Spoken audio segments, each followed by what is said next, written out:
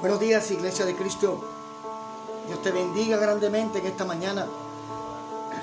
Dios es bueno y misericordioso y nos permite volver aquí, volver a conectarnos como familia, aún a pesar de la distancia, aún a pesar de todos los obstáculos, de los impedimentos que el hombre o que aún el contexto espiritual de las tinieblas pretenden imponernos. Aquí estamos una vez más. Dios te bendiga, Albert. Qué bueno que estés con nosotros. Y hoy venimos con la convicción de que tenemos una necesidad de nuestra alma, de que tenemos sed, de que tenemos un hambre, no simplemente de esta carne, sino de nuestro ser, de nuestra alma. Hoy Dios nos ha dado una palabra y le hemos pedido mucho al Señor que esa palabra nos edifique, nos anime a seguir adelante, porque a Dios no le es indiferente, a nuestro Cristo no le es indiferente el momento difícil que podemos estar viviendo. Así que yo le invito y te animo, mi hermana, mi hermano, a que llames a alguien en este momento y le digas: ven, deja lo que estás haciendo, suelta lo que estás haciendo en este momento y ven, vamos a reposar un rato. Y tal como la Biblia nos lo enseña, yo te invito en este momento a que pongamos este tiempo en manos de Dios, a que oremos. Dios te bendiga, Yuneidis. Un abrazo a nuestra Vicky. Yo te invito a que inclines tu rostro allí donde estás,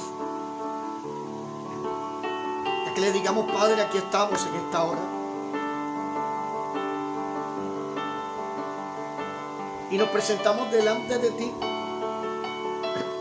conscientes de que la necesidad más grande que tenemos es de alimentar nuestra alma, nuestro ser espiritual. Conscientes de que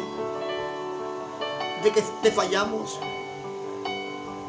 conscientes de que tenemos limitaciones, pero también con la certeza tenemos a un Dios ilimitado, a un Padre todopoderoso, que dijo en su palabra que si sus hijos tenían hambre no le daría una serpiente, y que si pedían pan les daría una piedra.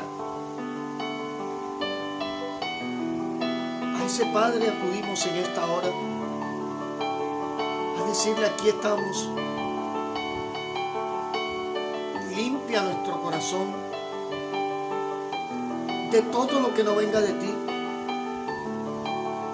Limpia nuestros pensamientos de todo pensamiento que no edifica. Y toma el control de nuestra carne, de nuestras emociones, por tu Espíritu Santo. Es cierto que estamos pasando momentos difíciles.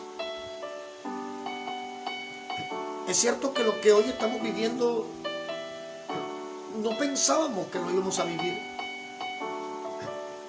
Y que quizás muchas veces leímos en tu palabra, oh Dios, acerca de la prueba, acerca de la persecución. Pero hoy esto ha dejado de ser simplemente letras para hacerse realidad en nuestras vidas. Y si esto se ha hecho realidad, tu presencia también es real. Tu respaldo también es real. Padre, yo te ruego en esta hora por mis hermanos, por mis hermanas que están enfrentando en este momento la disyuntiva de tener que tomar decisiones que marcarán el futuro de sus vidas. Y ruego a tu Espíritu Santo que derrame en ellos sabiduría de lo alto. Que tú les reveles, que tú les muestres que decidir al estilo tuyo es la decisión más sabia que podemos tomar. En este momento colocamos en tus manos este tiempo, tu palabra, para que seas sazonándola de tu gracia, para que seas redarguyéndonos si es necesario y para que seas consolándonos. Porque muchas veces es lo que nuestra alma más necesita: consolación. Saber que no estamos solos.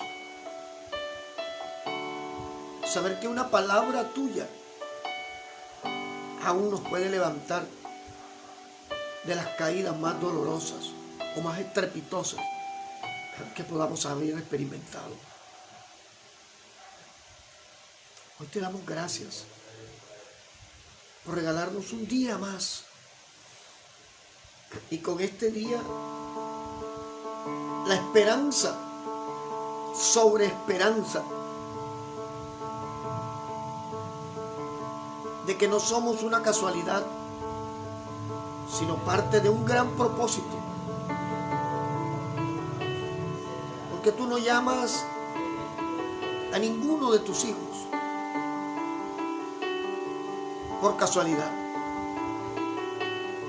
Hoy te damos gracias, aún por las luchas, aún por las pruebas,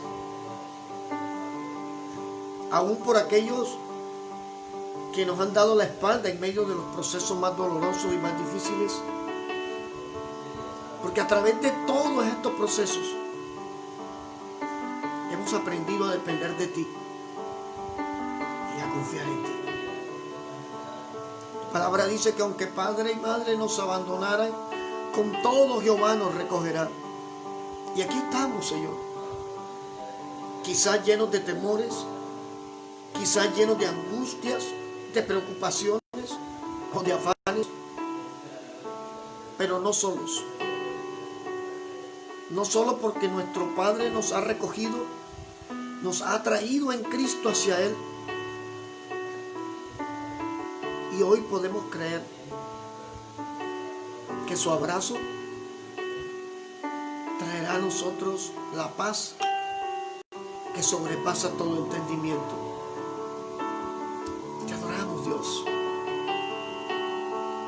Te adoramos, te adoramos. En el nombre de Jesús, te damos gracias por ese amor inagotable, por esa misericordia tuya, por no dejarnos solos, por enviarnos a un consolador a que nos levante y nos restaure en medio del dolor, de las luchas, de los rechazos. Señor, que no sea simplemente una palabra más,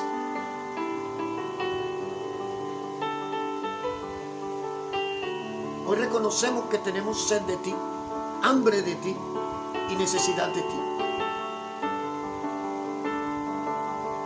Reparte el pan que nuestra alma necesita y levántanos, Señor. Levántanos. Gracias. Gracias por todo lo que has hecho. Gracias por todo lo que estás haciendo. Y gracias por todo lo que harás. Porque tú no te detienes. No hay tinieblas. No hay enemigo. No hay palabra de maldición. No hay oposición que pueda evitar que tú nos abraces, que tú nos consueles, que tú nos levantes y aun que tú nos bendigas. Como iglesia de Cristo nos presentamos delante de ti. Y como iglesia presentamos delante de ti la vida de aquellos que aún no te conocen, la vida de aquellos que de oídas han oído de ti, pero que hoy buscan excusas en base a los errores nuestros para no acercarse a ti. Hoy te pedimos por un mundo que efectivamente sin Cristo está en crisis, pero que puede ser tocado por ti. Gracias te damos, Dios, en el nombre de Jesús. Y recibe, Padre, recibe gloria, honra y alabanza, porque eres digno de ella por los siglos de los siglos. Gracias, Dios. Aleluya. Gracias, Señor. Dios los bendiga a los hermanos que están llegando a la transmisión. Dios te bendiga, Cindy. Dios te bendiga, Rosenberg. Qué bueno.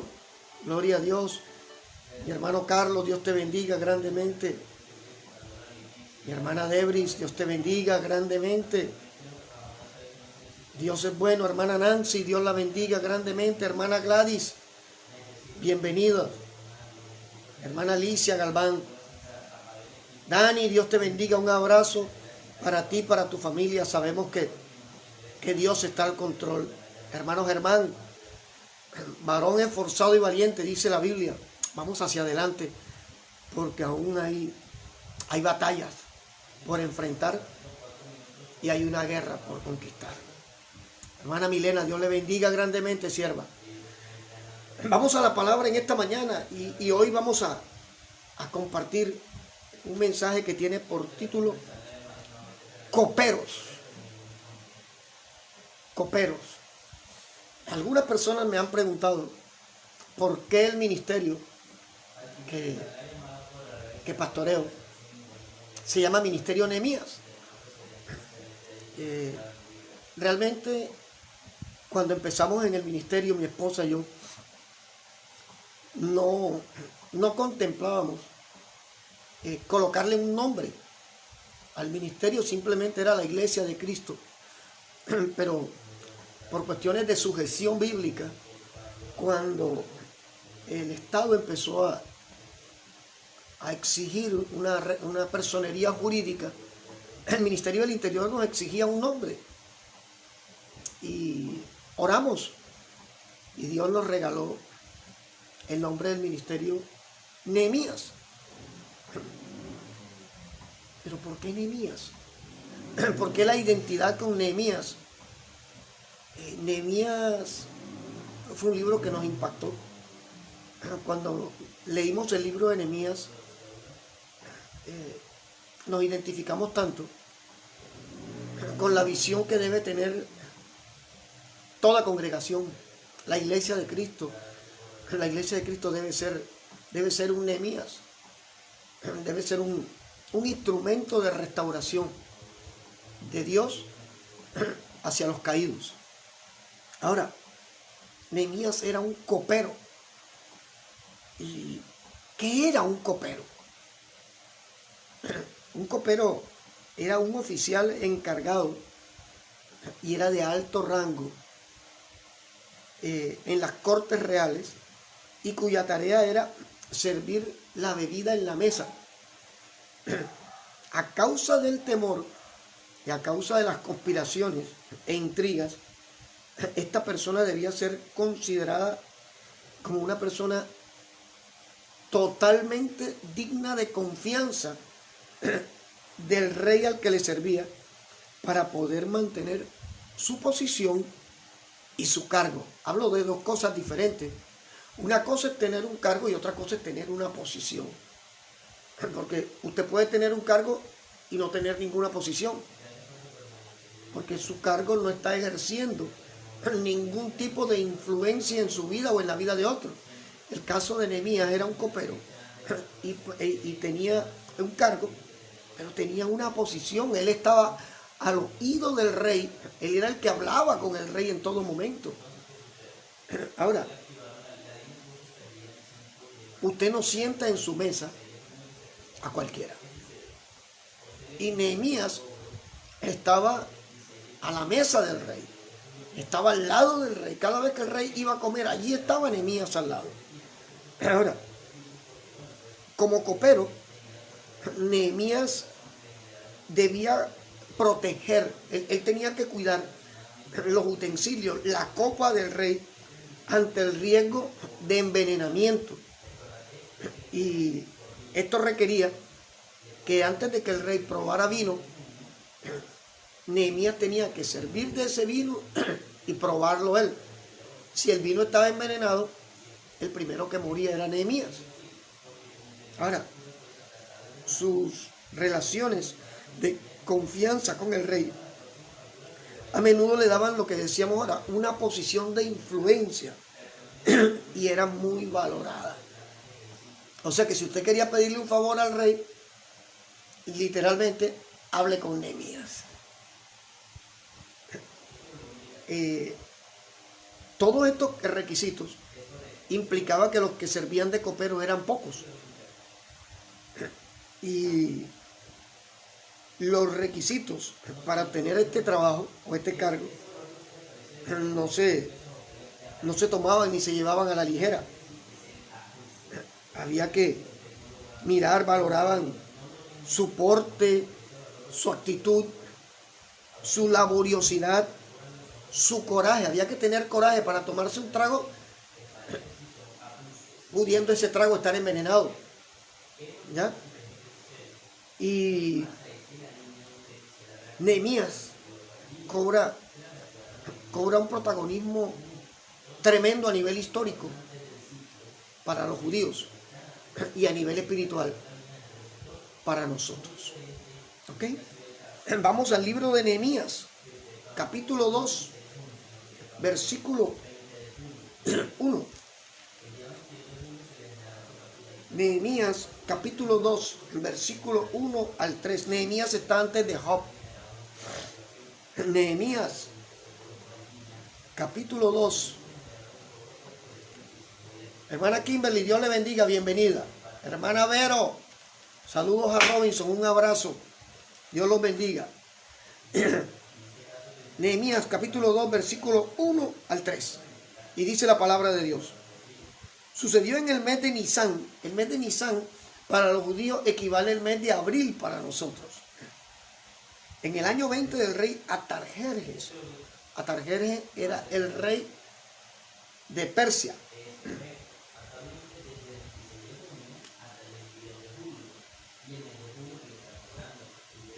Que estando ya el vino delante de él,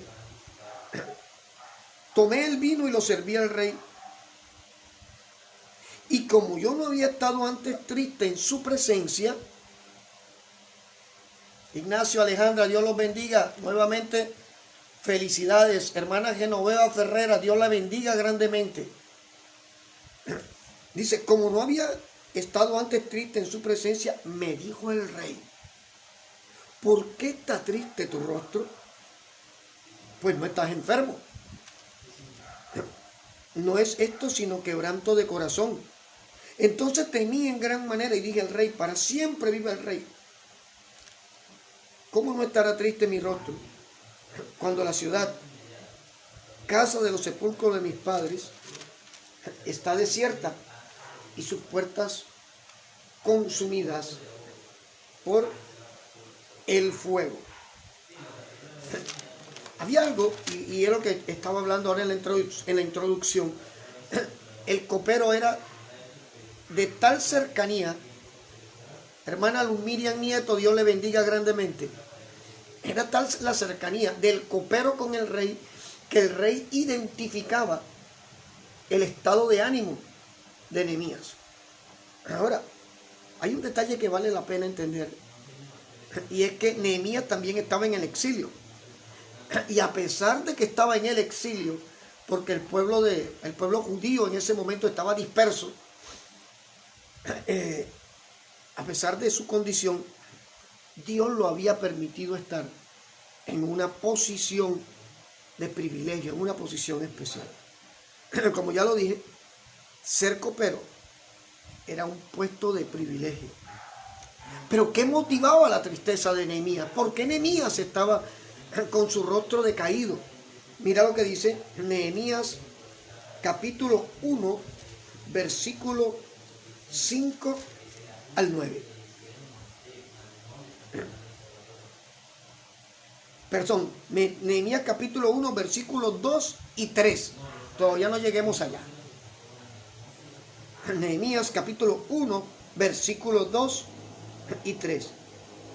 Dice, que vino Ananí, uno de mis hermanos, con algunos varones de Judá, y les pregunté por los judíos que habían escapado, que habían quedado de la cautividad y por Jerusalén.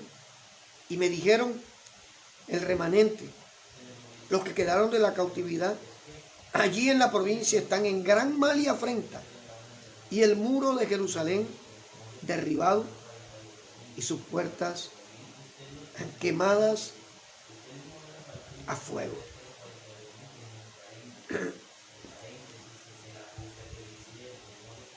Toda ciudad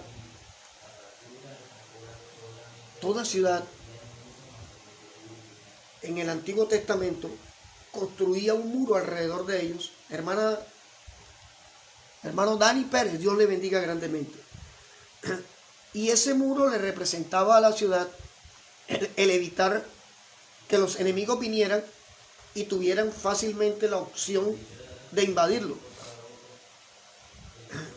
Y fíjense que el muro de Jerusalén estaba derribado, destruido, y sus puertas habían sido quemadas. Cuando Nehemías habla de que Ananí, su hermano, inmediatamente tenemos la convicción de que Nehemías era un judío y que lo que estaba viviendo su nación, su familia de Judá, a él lo estaba afectando.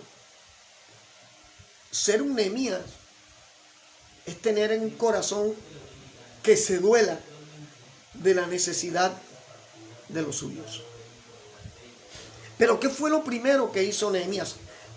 Vamos a retrotraernos y vamos a mirar que Nehemías estaba al lado del rey, que Nehemías le susurraba al rey en el oído, que Nehemías estaba en la mesa del rey. ¿Qué haría el hombre natural para resolver un problema?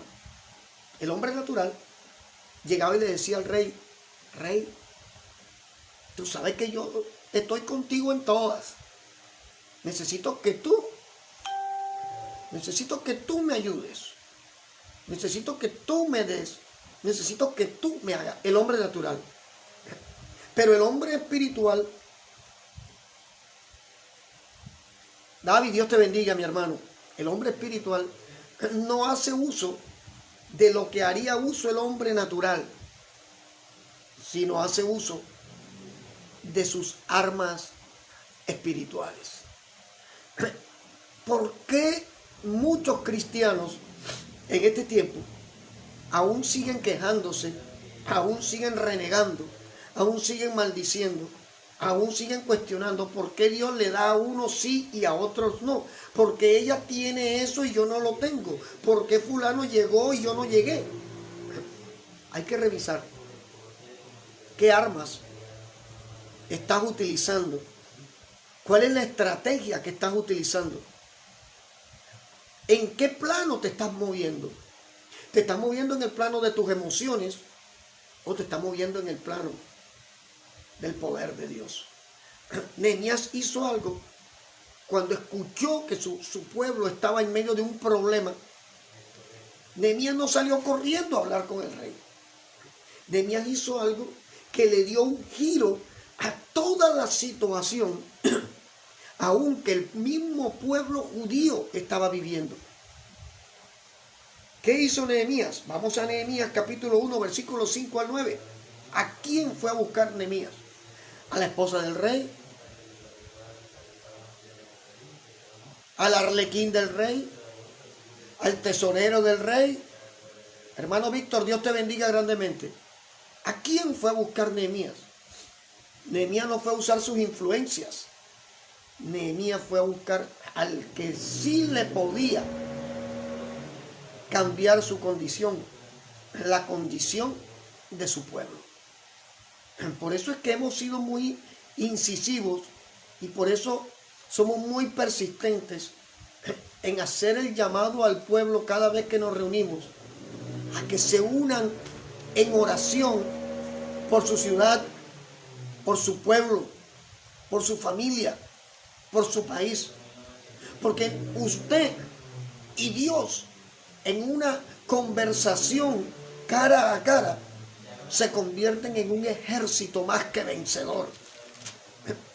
Dice Nehemías 1:5, y dije, está hablando de Nehemías, te ruego, oh Jehová, Dios de los cielos, fuerte, grande y temible, que guarda el pacto y la misericordia a los que le aman y guardan sus mandamientos. Acá hay una clave. Acá hay una clave, iglesia. Acá hay una clave poderosa. Nehemías es consciente, en primer lugar, que Dios es Dios de pactos. Y aquí quiero detenerme un momento.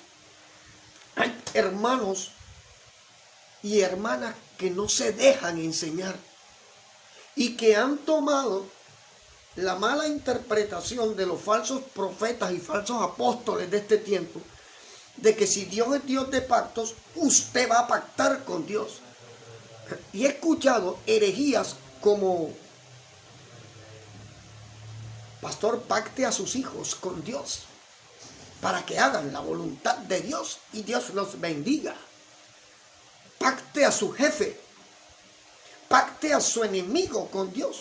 Esto es una locura, porque el que es Dios de pactos es Él. El que promueve los pactos es Él, porque Él tiene la potestad de promover el pacto y cumplir el pacto. No hay una evidencia bíblica de que yo le diga a Dios: yo te pacto a mis hijos para que sean profetas, apóstoles y pastores, y que eso se tenga que dar. Porque hay algo que la gente no ha querido entender, que cuando se establece un pacto es lo mismo que cuando usted va a hacer un negocio y firma un pagaré o una letra de cambio, que al vencimiento de la letra, de la fecha, todos los que firman ese pagaré o ese pacto tienen la obligación de cumplir. Y yo quisiera preguntarte esta mañana, y me gustaría ver tu opinión, porque no estamos en una dictadura, estamos en una enseñanza bíblica y usted tiene derecho a opinar. ¿Cómo puedo yo obligar, yo, Carlos Torres, que fui rescatado del barro, de la inmundicia donde estuve tantos años, cómo podría yo obligar a Dios a que firme una letra, un pagaré, donde Él se compromete a que lo que yo le exija, porque el pacto es una exigencia, lo que yo le exija, Él tiene la obligación de darme? No hay una evidencia bíblica. De hecho, por el contrario, Jesús, siendo el unigénito de Dios, cada vez que oraba le decía: Padre, hágase tu voluntad y no la mía. Aún a las puertas de la crucifixión, cuando Jesús fue al monte a orar, dijo: Padre, si se puede. Y cuando digo si se puede, le estaba diciendo: si tú quieres, pasa de mí esta copa, pero hágase tu voluntad y no como yo quiero. ¿Qué sucede? El hecho de que Nehemías reconocía que Dios era Dios de pacto, ¿qué era lo que estaba reconociendo? Que lo que Dios había prometido a través de su palabra. Eso de que no, a mí Dios me prometió que me iba a dar 10 casas. ¿Y dónde está? Dios no te ha prometido que te va a dar 10 casas, ni 20 carros, ni 5 esposas. De hecho, no es bíblico en este tiempo. Dios no te ha prometido eso. Si usted se pone a analizar y a estudiar responsablemente la palabra, la promesa más grande y poderosa de Dios se establece a través de Jesucristo para atraer a una humanidad caída por el pecado hacia Él y darles vida eterna. Lo que tú y yo adquirimos en esta vida, en nuestro paso transitorio por esta vida, se llaman añadiduras. Y las añadiduras dependen de si Dios quiere o si Dios no quiere. Ahora, una cosa son las promesas. Y las promesas de Dios tienen condiciones. Acontecerá que si oyeres y obedecieres atentamente los estatutos, decretos que yo te prescribo hoy, dice, las bendiciones te alcanzarán. Lo que pasa es que se están tomando palabras fuera del contexto bíblico para emocionar a la gente y que tu oído escuche lo que quiere oír. Porque a cualquiera le gustaría que le dijeran, y aquí te dice Dios, las bendiciones te van a caer como toneladas sobre tu vida y te van a alcanzar. Yo creo que Dios lo puede hacer. Pero hay una condición. Dice, oír y obedecer. Dios es Dios de pacto porque lo que dice su palabra, no lo que te diga un falso profeta, no lo que te diga un mentiroso de estos engañadores, timadores, que te van a tratar de manipular en tus emociones. Lo que Dios te dice en su palabra, la palabra profética perfecta, está escrita, está aquí. Lo que Dios te dice en su palabra se va a cumplir. ¿O acaso no dijo en Génesis 3, 14, 15? Le dijo a la serpiente, de la simiente de la mujer saldrá uno que te herirá en la cabeza y tú le herirás en el calcañar. La primera profecía mesiánica ya se cumplió. Porque es que cuando Dios dice, Dios hace. Cuando Dios decide mover, no hay nadie que se le oponga. Cuando Dios cierra, no hay nadie que abra. Cuando Dios abre, no hay nadie que cierre. Dios es Dios de pacto y Nehemías sabía que Dios era Dios de pacto. Por eso le dice, Dios fuerte, grande y temible, que guarda el pacto y la misericordia a los que aman. Dios te va a cumplir lo que ha prometido si tu corazón se ha rendido en obediencia a Él. Dice, a los que aman y guardan sus mandamientos. Versículo 6.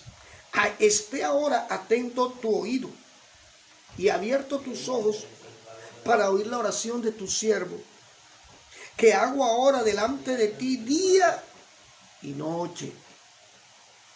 Por los hijos de Israel, Nehemías era intercesor, tus siervos, y confieso los pecados de los hijos de Israel que hemos cometido contra ti.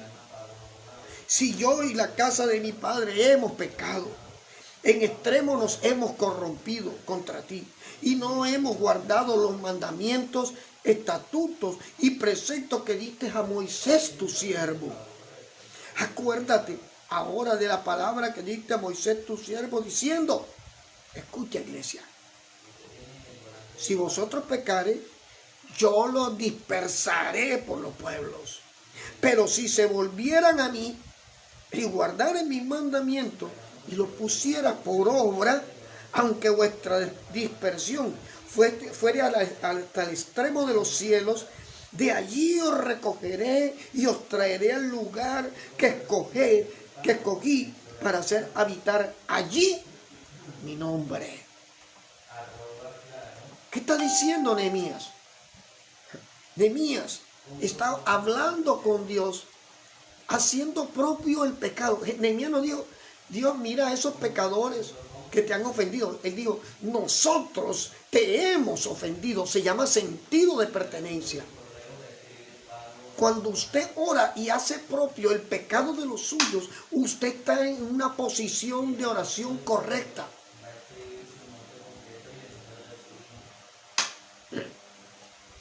Pensar que somos tan perfectos que no pecamos es ser contrario a los principios de Dios.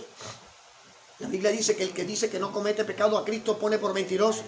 Y Dios no guarde de pretender poner a Jesús por mentiroso. Porque es que somos un saco de carne en el cual Dios depositó un alma.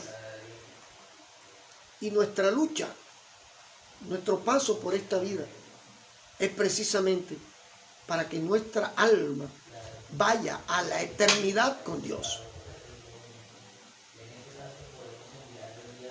Y este saco de carne contiene pecado y contiene emociones que van a tratar de oponerse a la salvación de tu alma. Nehemías reconocía, me llama la atención el apóstol Pablo allí en Romanos 7, cuando habla de quién me librará de este cuerpo de muerte, que queriendo hacer el bien, el mal que no quiero, ese hago. Pablo estaba reconociendo una condición, y es lo que Dios espera de nosotros como hijos de Él en este tiempo. Reconocer nuestra verdadera condición, porque muchos han entrado en la posición arrogante de asumir que el que te equivoca eres tú. Yo nunca me equivoco. Y eso es pecado. Y la Biblia dice que el que sabe hacer lo bueno y no lo hace, se le contará como pecado. Ahora, el hecho de que Dios, y aquí vamos a entrar en algo, te coloque en un cargo o en una posición, no es para que obvies buscar siempre en Dios una respuesta o una solución a tu circunstancia. ¿Qué quiere decir esto? Que hay muchos que necesitaban un empleo, Dios les dio el empleo, ya no necesito a Dios, ya no necesito orar, ya no necesito ser iglesia de Cristo, ya no necesito relacionarme con mis hermanos, ya no necesito relacionarme con mis pastores, ya no necesito a nadie porque ya resolví mi problema. Y resulta que Dios, cuando te entrega una posición o un cargo, es para que tú aprendas a depender más de Él, no del cargo, no de la añadidura. Nehemías se creyó algo que nosotros tenemos que atesorar en nuestro corazón hoy. Él creyó que él, en manos de Dios, podía ser solución para la situación de su pueblo. Pero primero oró. Nehemías no fue a hacer uso de su posición. Nehemías no fue a hacer uso de su cargo. Nehemías no fue a hacer uso de sus influencias con el rey Atarjerjes. Nehemías primero oró, y el efecto de la oración es que lo primero que Dios derrama cuando tú sales de orar no es el milagro. Lo primero que Dios derrama cuando tú entras en intimidad con Él se llama gracia. Y Dios derramó gracia sobre Nehemías al extremo. Vayamos a Nehemías capítulo 2, versículo 4 al 6, que mira lo que sucede. Nehemías capítulo 2, versículo 4 al 6. Me dijo el rey, aquí habla Nehemías, ¿qué cosa pides? Y Nehemías no había pedido nada. Si usted lee el contexto, el rey le preguntó que por qué estaba triste su cara. Y él dijo, estoy triste porque es que mi pueblo está esparcido, las murallas caídas y las puertas quemadas. Nehemías no había pedido nada. Pero cuando la gracia de Dios ha sido derramada en tu vida, aún sin abrir la boca, Dios se encarga de hacer lo que tú no esperas que pueda suceder. Me dijo el rey, ¿qué cosa pides? Entonces oré al Dios de los cielos y dije al rey, mira el orden, primero oré y después busqué en el hombre. Primero oré. No primero fui a buscar al jefe que me haga, que me mueva la influencia. No fui a buscar al amigo, no fui a buscar al primo. No, primero fui a buscar a Dios. Primero fui a buscar en el Señor el respaldo. Y digo, primero, entonces oré al Dios de los cielos y dije al rey, si le place al rey y tu siervo ha hallado gracia delante de ti, envíame a Judá, a la ciudad de los sepulcros de mis padres, y la reedificaré. Entonces el rey me dijo, escúchame, y mira que está en paréntesis, y la reina estaba sentada junto a él. ¿Cuánto durará tu viaje? ¿Y cuándo volverás? Y agradó al rey enviarme después que yo le señalé el tiempo. Cuando tú vas primero a la presencia de Dios en medio de una circunstancia, Dios se va a encargar de hacer, de sazonar, de poner gracia de Él en ti, de tal manera que la necesidad que haya que suplir, ya Él mismo, Él se va a encargar de mover, de quitar, de entregar, de cambiar. Ahora, voy a dar un salto. Nehemías, cronológicamente, su historia está enmarcada en el año 445 a.C. Y voy a dar un salto en el año, vamos a dar un salto de 2665 años y estamos ahora en el 2020. Plena pandemia, plena cuarentena. Y me llama poderosamente la atención algo. Y usted dirá que tiene que ver una cosa con otra. Escuche. ¿Por qué los alcaldes, los gobernadores, autorizan el uso de transporte masivo, donde las personas van pegadas unos con otros, pero prohíben abrir los templos? ¿Por qué? Escucho opiniones, leo opiniones. ¿Por qué ya han aprobado abrir sitios concurridos de diversión, de esparcimiento, y los templos siguen cerrados? Escucho, leo opiniones. Y sigo con mis interrogantes extraños aquí. ¿Por qué aún los detractores del gobierno de turno? Estuve viendo un video de una muchacha que sé que es atea, sé que tiene una cantidad de conflictos espirituales y que es enemiga del Estado. Yo no puedo asumir la posición de que el enemigo de mi enemigo es mi amigo. Entre otras cosas, nuestros gobernantes no son nuestros enemigos. La Biblia dice que oremos por nuestros gobernantes, así no estemos de acuerdo con las decisiones que están tomando. ¿Ya? Es cierto. Y como dice nuestra hermana Sandra, los gobernantes están lejos de la presencia del Señor. Así es, porque su confianza no está en el Señor, sino en su poder y en su autoridad. Ahora, esta muchacha que tiene un video en YouTube, ataca por todos los lados, hablando del Estado colombiano, a los alcaldes, al presidente, a todo el mundo. Pero ¿por qué al final termina haciendo burla? Como me dice mi hermana, la puya, termina haciendo burla de que, jajaja, y pretenden abrir los templos. ¿Por qué? El hecho de que ella esté atacando al gobierno no quiere decir que ella está siendo usada de parte de Dios. Porque burlarse de los templos cerrados a mí me hace entender de qué equipo es ella o en qué equipo está jugando ella. Sigo con otra inquietud.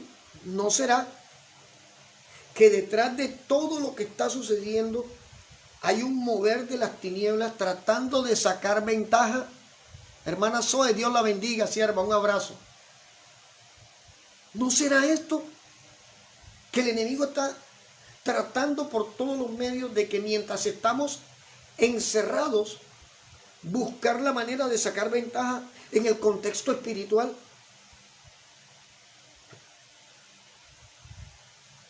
Una situación bien personal y bien particular.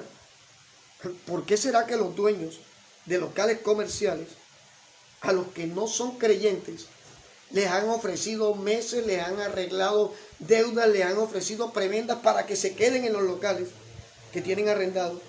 Mientras que a las congregaciones cristianas nos amenazan, nos envían abogados y nos exigen.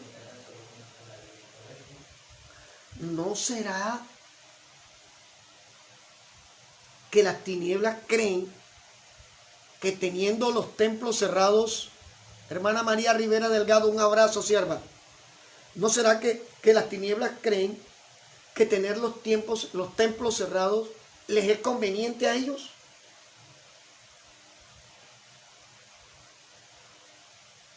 ¿No será que las tinieblas creerán que los templos Los sitios de reunión son la iglesia, porque no están teniendo en cuenta un detalle. La iglesia eres tú, la iglesia soy yo.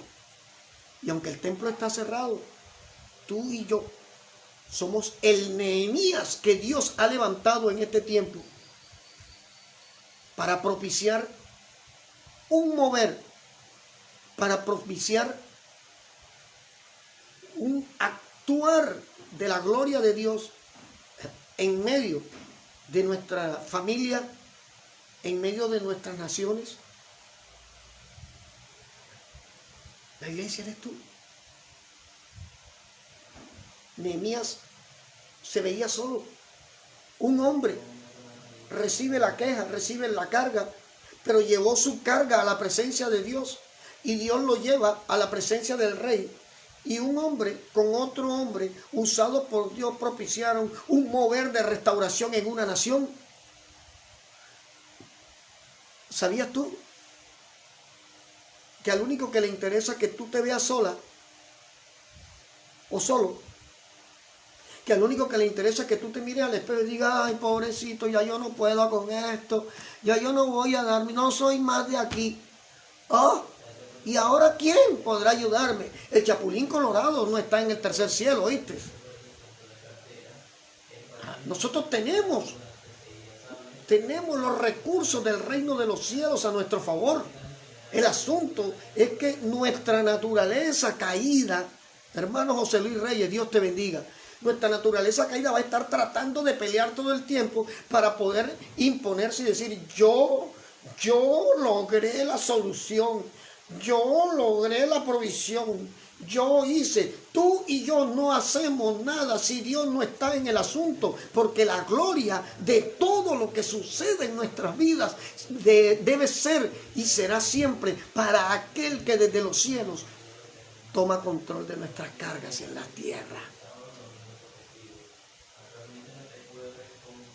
La Biblia no registra cómo llegó Nehemías a Persia. Entre otras cosas me dediqué a investigarlo y no dice cómo llegó. Encajamos por el reinado de Atarjerjes, que era el año 445 a.C.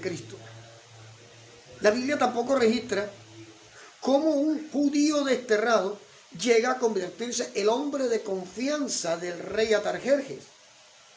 Lo que me lleva a meditar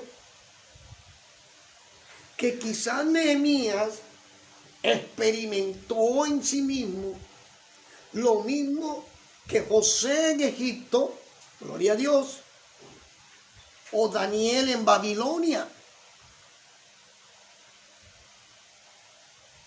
José fue vendido por sus hermanos, llevado como esclavo a Egipto. Daniel fue sacado a la fuerza de su hogar y llevado esclavo a Babilonia. Y aunque fueron llevados como esclavos, luego fueron promovidos por Dios a una posición, no para conformarse con esa posición, sino porque Dios a través de la promoción tenía un bien mayor preparado para estos varones. Hermana Elizabeth Ángel, Dios me la bendiga, sierva. Mire, José llegó a ser gobernador. Gloria a Dios, Kimberly, así es. José llegó a ser gobernador de Egipto. Después de Faraón, la palabra de José era la que se hacía valer en Egipto. Y muchos han predicado que el propósito de Dios con José era ese, que fuera gobernador. Y con eso nos están metiendo en la cabeza a los que no leen Biblia, que Dios te quiere en la política, que Dios quiere que seas alcalde, que Dios quiere... Si Dios quiere que tú seas eso, tú no vas a tener que estar traficando influencias para llegar a un cargo de eso. Dios mismo se encarga. Efectivamente se necesitan hombres y mujeres en todas las posiciones para lograr llevarle a Cristo a todas las personas del mundo. Pero fíjate que José llegó a ser gobernador, pero el bien mayor, ¿cuál era? No era que fuera un político influyente. El bien mayor era que José fuera usado por Dios para que la nación de Israel no muriera de hambre. Daniel, de ser un esclavo, termina siendo el consejero de reyes. Y Nehemías, que era el copero, termina siendo el restaurador de una nación y de la adoración. Hermana Sandra, Dios le bendiga grandemente. Nehemías termina siendo de copero, termina siendo el restaurador de una nación y de la adoración a Jehová por parte de esa nación. Yo quisiera preguntarte hoy, ¿cuál es tu cargo? ¿Qué te ha entregado Dios hoy? ¿Qué ha hecho Dios por ti hoy? ¿Y qué has hecho tú por Dios? ¿Y qué has hecho tú para Dios a través de la posición que Dios te ha dado? Porque tristemente vemos como hermanitos y hermanitas tan pronto llegan a un cargo, tan pronto llegan al empleo soñado, se olvidan de Cristo, se olvidan del hermano, se olvidan de que hay un pueblo con necesidad, se olvidan que Dios les está enviando una provisión y les está dando bendición para que ellos sean bendición. Nehemías era de tal confianza que susurraba al oído del rey. El hecho de que exponía su vida por la del rey le valió respeto y admiración. Y te aclaro, no solo del rey, sino también de la esposa del rey. Nehemías 2, versículo 6. Entonces el rey me dijo, y la reina estaba sentada junto a él. Cuando Dios es quien te está promoviendo, cuando tú buscas en Dios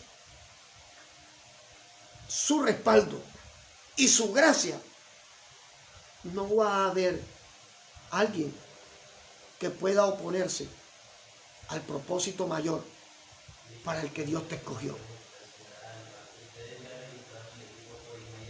Tu propósito no es que estés en ese empleo simplemente para decir, tengo un buen empleo. No me han podido echar del empleo. Me acaban de ascender en el empleo. Me van a promover en el empleo. Voy a ganar mejor sueldo en el empleo. Tu propósito no es ese. Hay un bien mayor pensado por Dios, preparado para que a través de lo que Dios te ha dado y te ha entregado y donde te ha puesto, haya un bien mayor para alguien más. Si miramos la cronología histórica, Israel estaba disperso, desterrado. Quizás se sentían desesperados, sin esperanza. Sin embargo, en medio de esa aparente derrota, Dios estaba haciendo algo para bendecirlos. Dios no le dijo a los judíos dispersos, escuchen, cálmense, que yo allá puse a un Nehemías para que le hable al rey de ustedes. Porque es que Dios no necesita decirte a ti cómo va a ser ni lo que va a hacer. Dios simplemente espera que tú y yo confiemos que nuestra carga en sus manos está en el lugar correcto, que nuestra preocupación en sus manos está en el lugar correcto, que nuestra impotencia y nuestro desespero en las manos de Él está en el lugar correcto. Dios levantó a un Nehemías, así de sencillo. Y quizás en este momento tú puedes estar sintiéndote como se debían sentir los judíos desterrados. Y no es pecado que te sientas mal. Te aclaro. No es pecado que te sientas desesperada o desesperado. No es pecado que estés pensando que los planes que tenías preparados ante tus ojos en este momento pareciera que todo se hubiera derrumbado. Eso no es pecado que lo sientas. ¿Ya? Quizás hoy no ves una salida a tu situación. Quizás solo ves delante de ti fracaso, fracaso y más fracaso. Pues quiero decirte algo, escucha, esta mañana quiero decirte algo. Esto es para ti. en alguna parte, en algún lado, hay un copero que está siendo usado por Dios para bendecir tu vida. Hermana María Volmar, Dios la bendiga grandemente, sierva. En alguna parte hay un copero, escucha. En algún lado Dios puso a alguien en un sitio especial pensando en ti. Y tu oración no va a ser ahora, Dios, muéstrame cuál es para ir a buscarlo. Tu oración tiene que ser la oración de Nehemías. Señor, he pecado, te he fallado, pero yo sé que tengo a un Dios de pactos, a un Dios que cumple promesas y a un Dios al cual puedo acudir confiadamente sabiendo que tiene cuidado de sus hijos. Aleluya. En alguna parte, en alguna posición, en algún lugar, Dios ha puesto a un copero, a un Nehemías, para preparar una bendición especial y poderosa para ti. Salmo 27, 10. Lo invito a que vaya conmigo.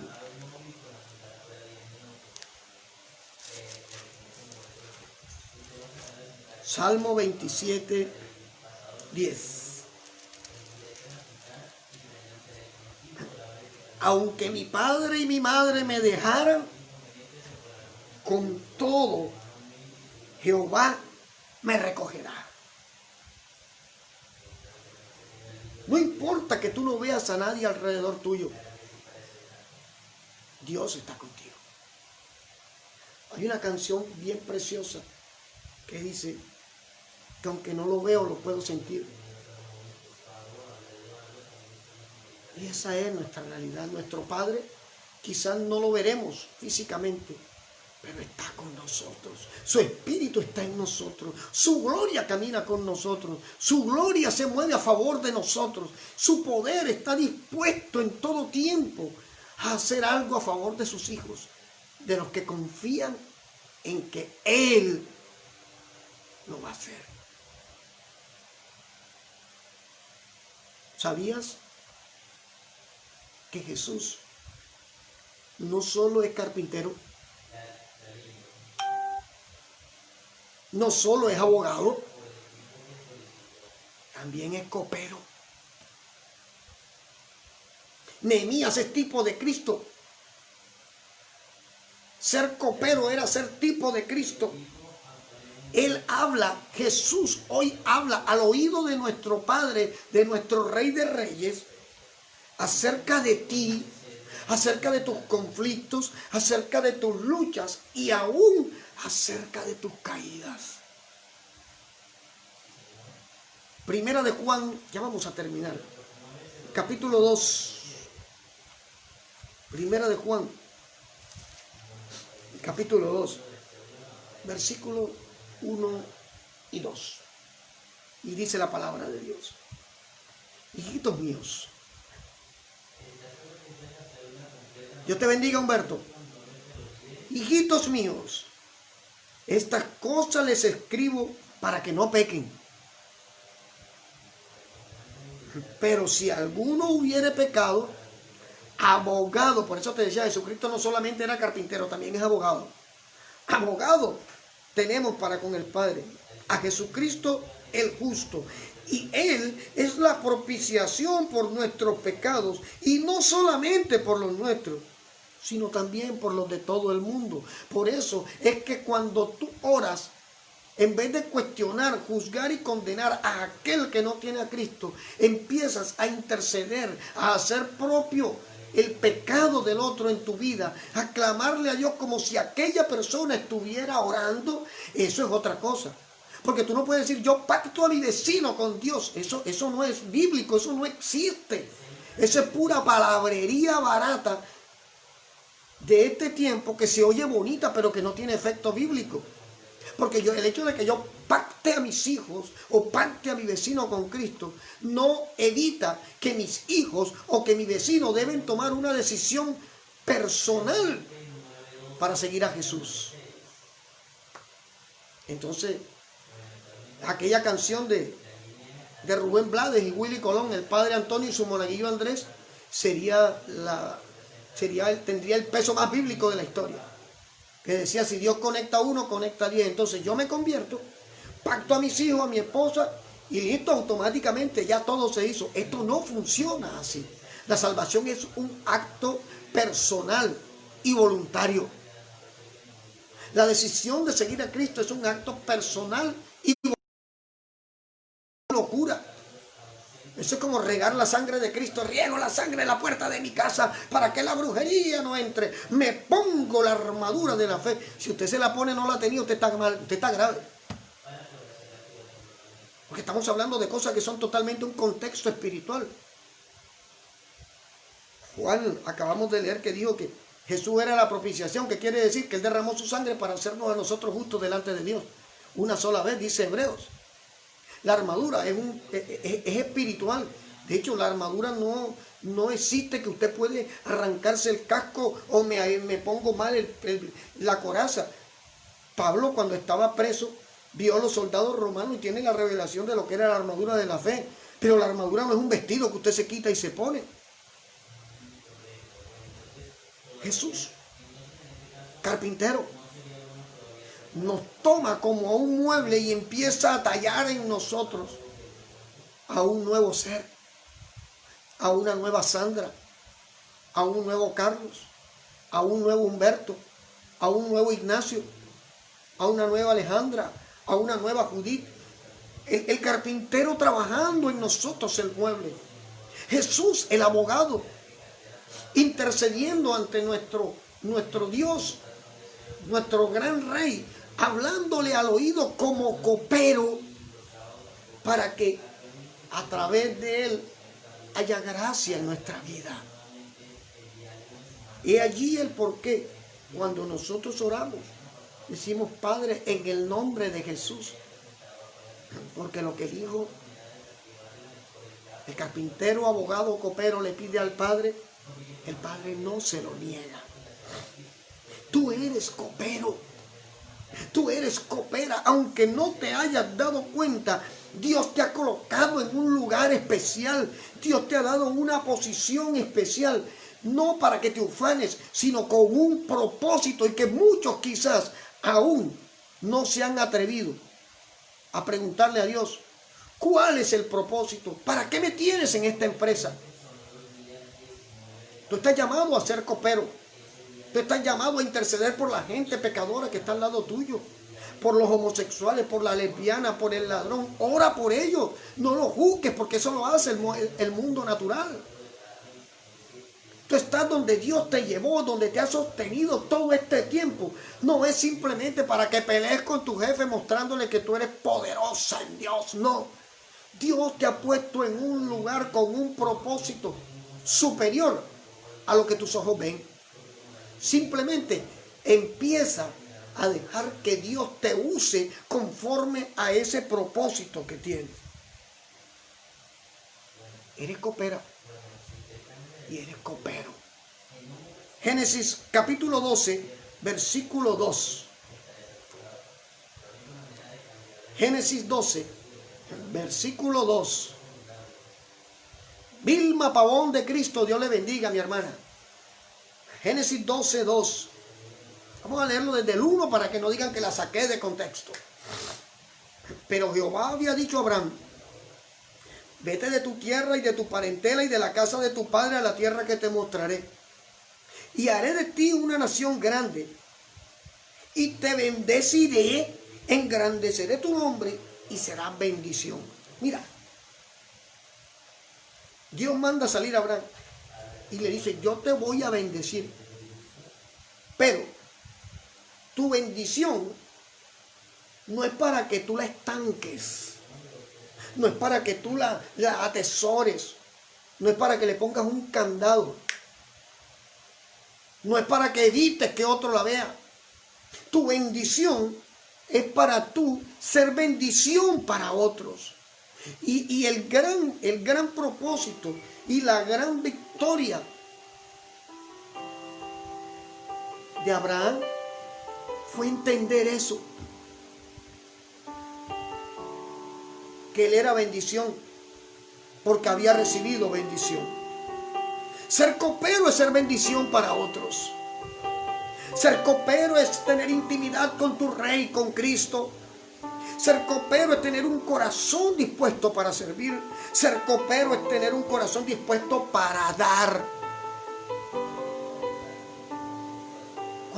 Cuando te pedimos algo, no te aferres, no lo amarres, porque simplemente estás estancando tu bendición.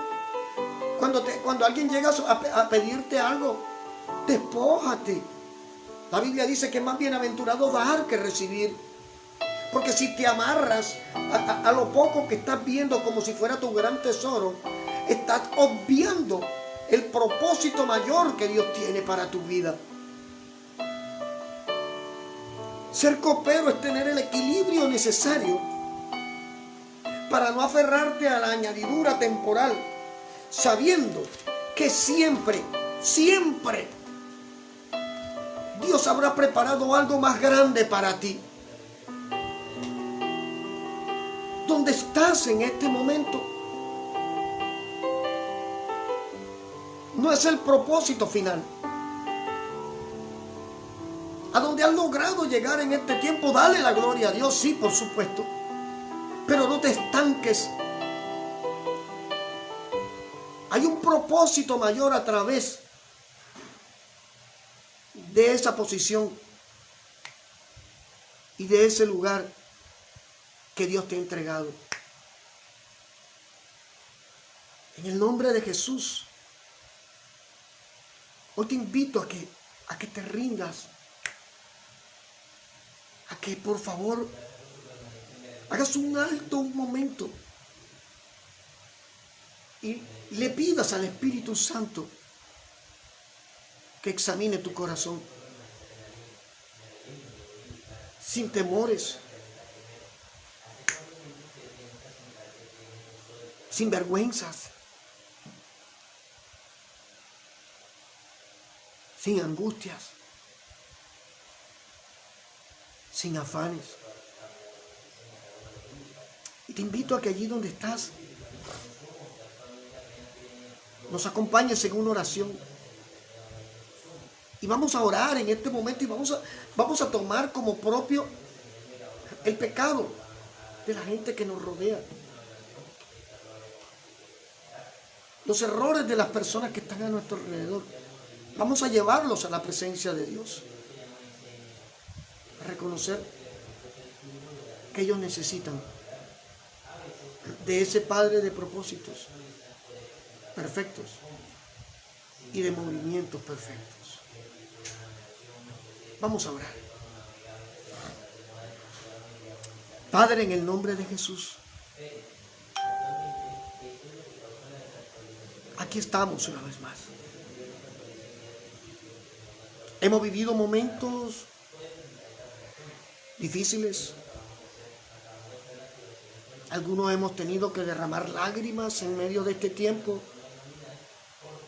Otros hemos atravesado desiertos. Algunos han entendido que hay que soltar personas, cosas en este tiempo. Hoy hacemos propio el pecado de las personas que nos rodean. Y colocamos delante de ti sus errores como nuestros. En el nombre de Jesús, Padre de misericordia y Padre de bondad, hoy clamo ante ti por nuestras familias que aún no se han rendido ante ti. Hoy clamo, Dios, para que tu infinita misericordia les revele el amor que tienes por ellos. Y si nuestras acciones han sido estorbo, Dios, hoy te pedimos perdón por nuestras acciones equivocadas. En el nombre de Jesús.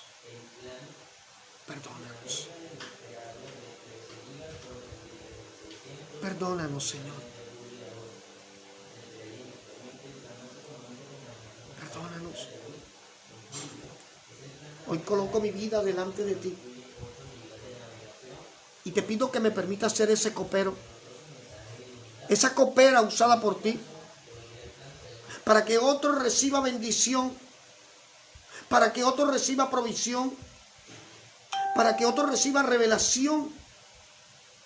A través de lo que has hecho y a través de donde me has puesto. Hoy te pedimos perdón si hemos aferrado nuestro corazón simplemente a lo material, simplemente a un cargo religioso, porque hoy hay muchos con su fe puesta en una credencial, en un aviso, en un título, y no en el Cristo que transforma vidas. Hoy muchos persisten en dañar, en criticar, en censurar a aquel que no se viste como yo, que no habla como yo, que no tiene el cabello como yo. Y estamos dañando vidas y siendo estorbo para que otros sean convertidos al reino de Cristo. Hoy te pedimos perdón. Como ministros, como hombres y mujeres de Dios, te pedimos perdón en el nombre de Jesús. Y permítenos ser coperos. Permite, oh Padre, que tu palabra hoy restaure vidas, levante vidas. Permite que hoy alguno o alguna que no había entendido que en el sitio donde está con un propósito, que en la posición en la que está con un propósito, reciban esa revelación y se atrevan a rendirse a ti diciéndote: Padre, úsame conforme a tu voluntad y conforme a ese gran propósito que tienes para con mi vida.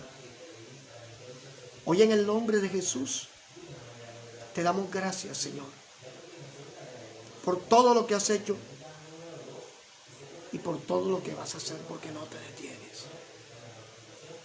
En el nombre de Jesús te pido por favor que cada hermana y cada hermano que han estado en esta reunión reciban un toque tuyo, Señor. Que tu gracia se derrame en ellos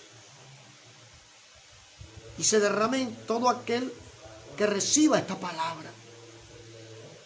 Y que a través de tu gracia, nuestras necesidades, nuestros anhelos, puedan ser recibidos, Señor. Puedan ser suplidos por ti.